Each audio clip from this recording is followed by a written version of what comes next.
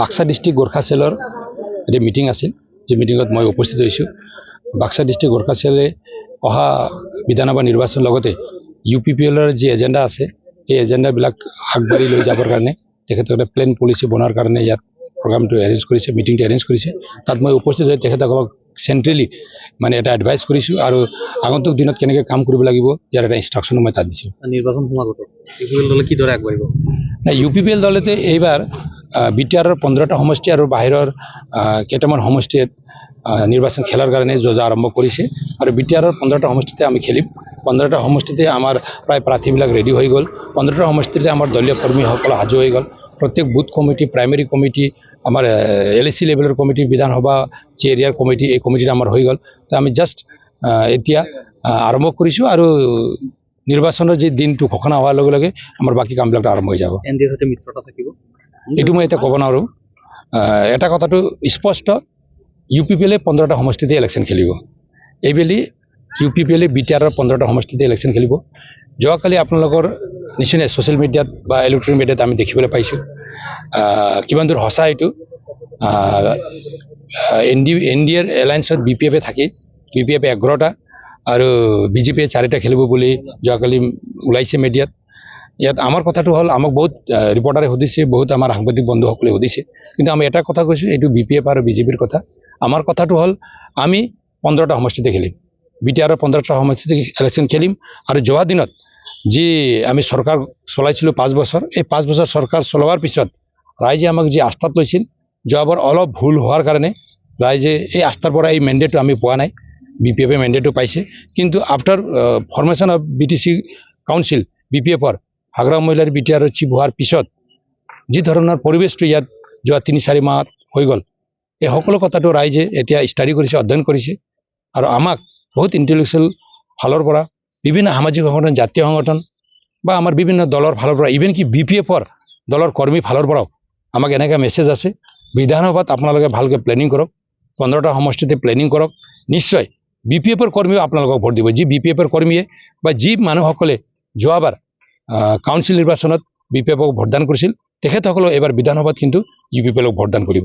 তো আমি আশাবাদী, আমি যি এটা উদ্দেশ্যটো লৈ BTR চৰকাৰত আহিছিলোঁ, জাতি জনগোষ্ঠী ধৰ্ম বৰ্ণ নিৰ্বিশেষে 26টা জনগোষ্ঠীক একত্ৰিত কৰি এটা ভিজন ডকুমেণ্টটো বনাই আৰু BTRত এটা পাৰ্মানেণ্ট পিছ অনাৰ কাৰণে যি একৰ্ড কৰি প্ৰমোদ বড়ো ডাঙৰীয়াই ইয়াত যেনেকৈ কামটো আৰম্ভ কৰিছিল, আজিৰ দিনত ৰাইজে এইটো বুজিছে। যোৱা 5 বছৰত য'ত একো হোৱা নাছিল, আজি প্ৰমোদ বড়ো ডাঙৰীয়া, প্ৰমোদ বড়ো আমাৰ BTRৰ চিফ, প্ৰাক্তন চিফ, তেখেতে ইয়াৰ পৰা চিফ নথকাৰ পিছত, তেখেতসকলৰ চৰকাৰ নথকাৰ পিছত যি এটা পৰিৱেশটো ইয়াত সৃষ্টি হৈছে, এইটো সকলোৱে দুখ কৰিছে। গতিকে অহা দিনত আকৌ প্ৰমোদ বড়োক অনাৰ বাবে, প্ৰমোদ বড়োৰ টিমক, UPPLৰ টিমক আকৌ দিছপুৰত ভালদৰে বিধায়ক পঠোৱাৰ বাবে আৰু অসম চৰকাৰ গঠন কৰাৰ বাবে ভাল এটা ৰোল যাতে UPPLে ল'ব পাৰে, তাৰ কাৰণে নিশ্চয় BTRৰ ৰাইজে ভোটদান কৰিব আৰু কৰিম বুলি তেখেতসকলে আমাক জনাইছে।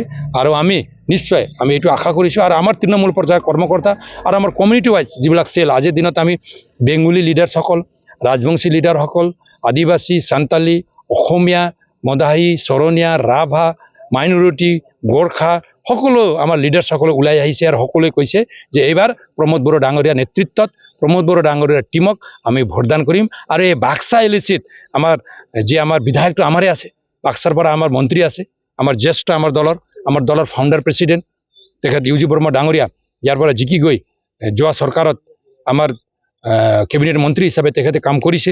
গতিকে আমি ভাবোঁ আমাৰ দলীয় কৰ্মীসকলে এইবেলিও এই বাক্সা সমষ্টিৰ পৰাই ভাল এজন প্ৰাৰ্থীক জয়যুক্ত কৰাই দিছপুৰলৈ পঠোৱাৰ বাবে, সকলো জাতি জনগোষ্ঠীক একেলগে লৈ কাম কৰাৰ বাবে যি এটা পৰিৱেশ বনাব লগা আছে, নিশ্চয় আমাৰ দলৰ কৰ্মীয়ে বনাব আৰু এইটো লাইনতে কাম কৰিব বুলি মই আশা কৰিছোঁ। হাগ্ৰামা মহিলাৰ ইতিমধ্যে এটা দিছপুৰ চলো কাৰ্যসূচী লৈছে, আপোনালোকৰ দলে নিৰ্বাচনক লৈ কিবা পৰিকল্পনা এনেকুৱা ধৰণৰ?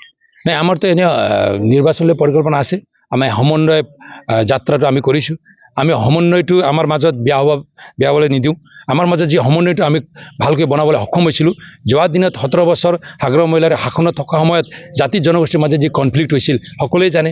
আমাৰ মাজত যি অশান্তি হৈছিল, আমাৰ মাজত যি ভুল বুজাবুজি সৃষ্টি হৈছিল, এই সকলো ভুল বুজাবুজি সৃষ্টি দূৰ কৰি আমি যোৱা লোকসভা নিৰ্বাচনত যি সময়ত ইয়াত অবড়োৰ চেণ্টিমেণ্টটো লৈ অবড়োসকলৰ যি এটা মানে ইমোশ্যনটোৰ ওপৰত আজি নৱচৰণীয়ে দুবাৰ ইয়াত সাংসদ হিচাপে জিকি গৈছিল। হাগ্ৰহ মহিলাৰী BTC কাউন্সিল চৰকাৰ থকা স্বত্তেও তেখেতে সাংসদ হিচাপে পোৱা নাই। কিন্তু আমি চৰকাৰত অহাৰ লগে লগে প্ৰমোদ বড়ো ডাঙৰীয়া BTRৰ CM হোৱাৰ লগে লগে BTRত থকা সকলো জাতি জনগোষ্ঠীক একত্ৰিত কৰি তেখেতে যি ধৰণে কাম কৰিবলৈ আৰম্ভ কৰিছে, ইয়াত সকলোৱে তেখেতক আস্থাত লৈ জয়ন্ত বসুমতাৰী ডাঙৰীয়া আমাৰ চিৰাং জিলাৰ চিল্লিৰ বিধায়ক আছিল, তেখেতক লোকসভাৰ সাংসদ হিচাপে পঠাবলৈ সকলোৱে ওলাই আহি মানে ভোটদান কৰিছে।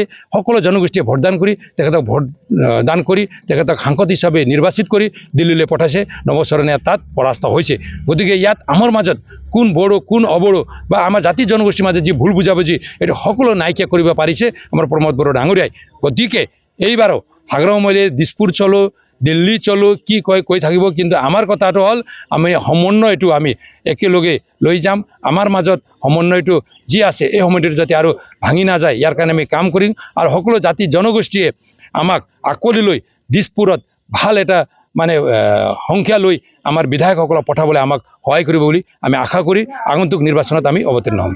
প্ৰায় হৈ গৈছে, আমি জাষ্ট অলপ চাই আছোঁ। 15টা সমষ্টিতে আমাৰ প্ৰাৰ্থী হৈ গৈছে আৰু বাহিৰৰ কেইটামান সমষ্টিত প্ৰাৰ্থীবিলাক মানে এটা আলোচনা বিলোচনা চলি আছে। তেখেতসকলে মানে আমি কাক সমৰ্থন দিম বা কাক নিদিম এইটো এতিয়ালৈকে অহা নাই। কিন্তু BTRৰ 15টা সমষ্টিত এটা এলানি প্ৰায় ডিছকাশ্যন হৈ গ'ল। আমি জাষ্ট ডিক্লেয়াৰ কৰিব লাগে বাকী আছে। তাৰ প্ৰাৰ্থী কেন্দ্ৰিক আমাৰ মাজত একো নাথাকে। নিশ্চয় UPPLৰ প্ৰাৰ্থী ট্ৰেক্টৰৰ কেণ্ডিডেটৰ যিজন হ'ব তেখেতক সকলোৱে ভোটদান কৰিব। আমি ইলেকশ্যন ডিক্লেয়াৰ হোৱাৰ লগে লগে আমি প্ৰাৰ্থীও ঘোষণা কৰিম। আৰু প্ৰাৰ্থীসকলে ইনডাইৰেক্টলি কাম কৰি আছে ফিল্ডত, কোনে প্ৰাৰ্থী হ'ব জানে, তেখেতসকলে কাম কৰি আছে। আৰু প্ৰাৰ্থীটো মানে ফেক্টৰ নহয়, UPPL দলে বা UPPL কৰ্মীয়ে আৰু আজিৰ BTRৰ ৰাইজে BTRৰ ভোটাৰে ট্ৰেক্টৰকে ভোট দিব, প্ৰমোদ বড়োকে ভোট দিব বুলি মই ভাবিছোঁ।